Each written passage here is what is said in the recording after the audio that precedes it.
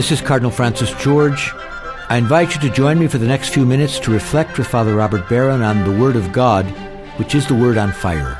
Word on Fire Catholic Ministries is a non-profit ministry at the forefront of Catholic evangelization, using new media to spread the faith on every continent. Father Barron challenges us to open our hearts to the Word on Fire, which is God's word of love for each of us. If our hearts are open, the Lord can change and transform us so that we might speak with love about the one who is love. The global benefactors of Word on Fire, with the support of the Archdiocese of Chicago, now present Word on Fire. Peace be with you. Friends, our gospel for today, taken from the 5th chapter of Mark's Gospel, is a masterpiece, both in a literary and a spiritual sense. The story itself is a very artfully crafted interweaving of two tightly related narratives. The story of the woman with the hemorrhage is sandwiched in between two sections of the story of the raising of Jairus' daughter. So the two stories are intertwined. We're compelled to read them together. That's what Mark is doing. Now, to get at the theological and spiritual power of this gospel, we have to reacquaint ourselves with the Jewish attitudes regarding the clean and the unclean. See, it's a world that was very important in ancient times. It's largely alien to us. But to get what's at stake in these stories, we have to move back into that universe. I suggest that a treasure trove for the sociology of ancient Jewish practice is the book of Leviticus. There you'll find page after page of carefully laid out prescriptions, laws, directives dealing with animals, plants, food, situations that are clean and unclean. That was the central preoccupation of the book of Leviticus, to guide your way through life so that you'd know what was acceptable, what wasn't acceptable. The deep conviction of ancient Jews, and of many other ancient peoples too, was that certain things would render a person polluted and hence incapable of any kind of social intercourse or indeed worship. Now, here's a passage that's very relevant to our reading, and it's from the 15th chapter of Leviticus. Listen. If a woman has a discharge of blood for many days, all the days of the discharge she shall continue in uncleanness. Every bed on which she lies during all the days of her discharge shall be treated as the bed of her impurity, and everything on which she sits shall be unclean. Whoever touches these things shall be unclean. Here's the second passage, by the way, relevant to our gospel story, much shorter. No one shall defile himself with a dead person except for his nearest kin. That means no one shall touch the body of a dead person except his family member preparing the body for burial. Touching a corpse would render somebody radically unclean. That's the point. Now, lest we get perhaps a little too tough on the book of Leviticus, many things, animals, situations described as unclean are in fact unclean. That's to say, dangerous or unhealthy. And now we know that with our more advanced medical knowledge, but they were intuiting a number of things in the ancient world. Certain types of animals and fish and plants and so on that were in fact dangerous. Certain practices that were dangerous, and they're declared unclean. And, to be honest, don't we have our own version of unclean foods and practices? Just pick up any health magazine sometime. Look at annual lists of foods that we shouldn't eat. Think of the status of smokers in our society. Talk about people who are ritually unclean today, forced outside of the normal places of interaction and so on. So I don't want to be too tough on Leviticus as though we just dismiss it as ancient nonsense.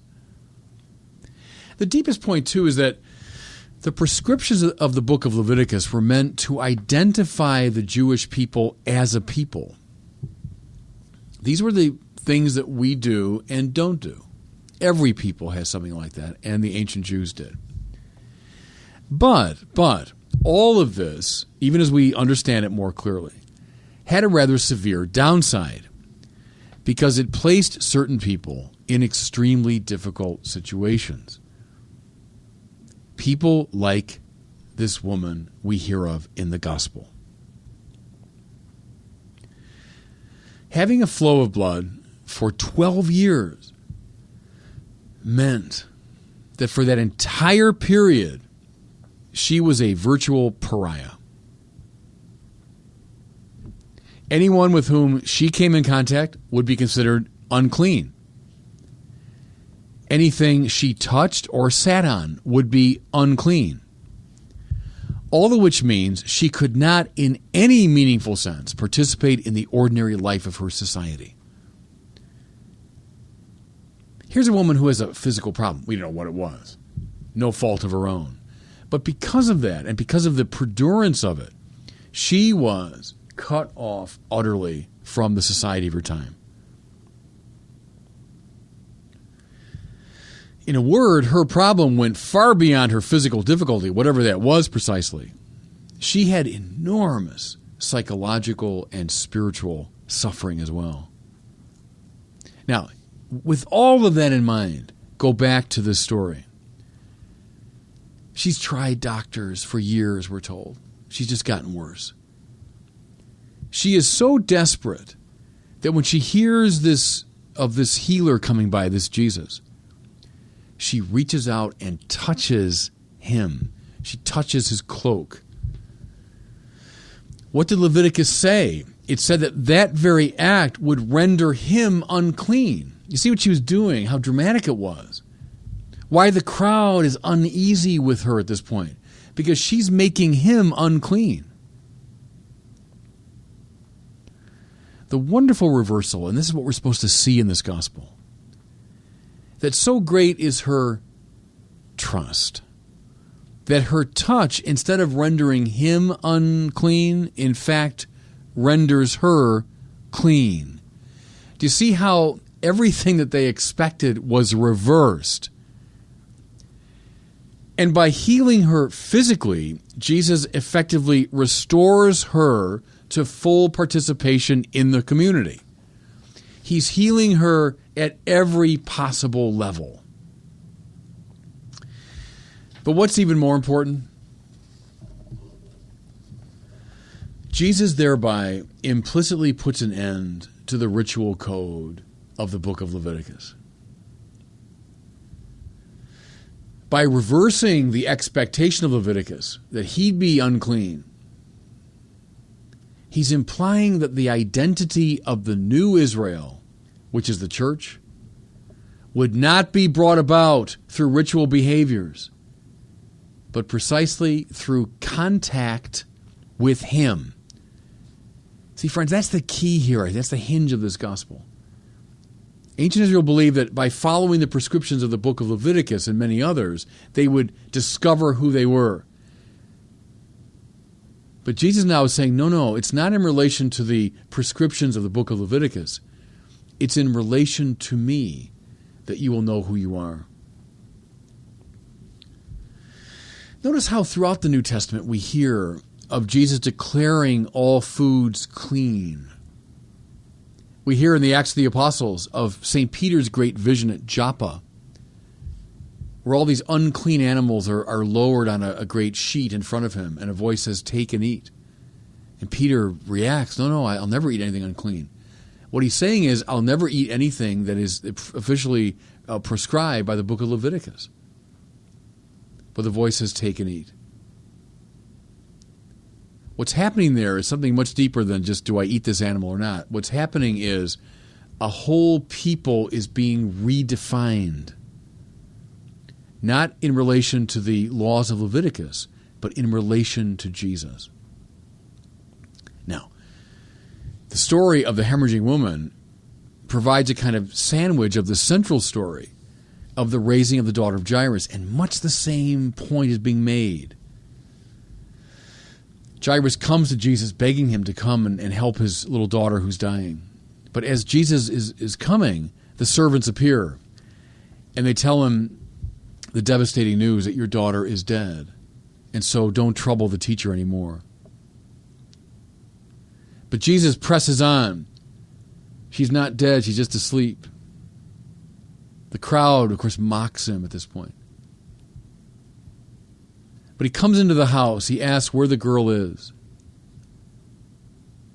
And then he bends down and takes her by the hand. Now, see, we're going to say, well, that's just a nice little gesture. But no, you're a Jew now in the first century. Here's someone who's not a family member and has come into the room where a dead body is laid out. And now he makes bold to touch her. Took her by the hand. See, that shocked everybody in the room because that would render him unclean according to the book of Leviticus. But he takes her by the hand, and it's one of the only times in the gospel that Jesus' own speech is preserved. The Gospels, are written in Greek, but very occasionally his own Aramaic is preserved. And here's one of the times. He says, Talitha koum. It means, little girl, get up. Beautiful. What I find so moving here is that has all the sign, doesn't it, of something distinctly remembered. People who were there, who remembered that scene, they remembered the words he used, Talitha koum. And the little girl gets up, and he says, give her something to eat. A great miracle of healing, yes, indeed, as it was with the hemorrhaging woman. Even greater miracle of healing here. But I think we're being asked to see again that the book of Leviticus is being overcome or reversed. Instead of the touch rendering Jesus unclean, his touch brings the girl back to life. How is the new community being defined? Not by the laws of the book of Leviticus. Not by these ritual moves. But it's being defined in relation to him. Know something too, friends. Throughout this story, this artfully crafted story, we hear like a refrain, believe, believe, believe. It doesn't mean primarily here accepting doctrines. It means something much more primordial, much more existential. It means trust. Trust. Do you trust in his power? Do you trust in his touch? That's how you'll come to know who you are as a people. All of us, to one degree or another, are like the hemorrhaging woman or like the daughter of Jairus. We find ourselves cut off, isolated, pariahs, excluded. I don't care who you are. You might be the coolest person around, but every one of us can identify to some degree with these people. How do you overcome that feeling? How do you overcome that isolation? You reach out and you touch Jesus Christ, and you allow him to touch you. In that personal contact with him, life flows. Life is restored. The community is created. Do you see how these two stories, so beautifully intertwined, are meant to be a story of the creation of the church? How we as the people of God come together, not through the book of Leviticus and its prescriptions, but precisely by being touched by Christ in relation to him. And God bless you. I hope you were moved today by the Word on Fire. I pray that together we might become a people on fire with love for God and neighbor here in Chicago and wherever these words are heard. Until we join Father Barron again next week, I'm Cardinal Francis George, and I pray that God will bless you and those you love. 4 years in the making, and it's finally here. Our new Catholicism documentary series, book, and study program are now available to order online at CatholicismSeries.com. Will you help me introduce this epic film series to your parish, school, family, and friends? Catholicism is an unprecedented adventure around the world and deep into the faith. Learn more at CatholicismSeries.com or call 1-866-928-3888. 1237. That's 1-866-928-1237.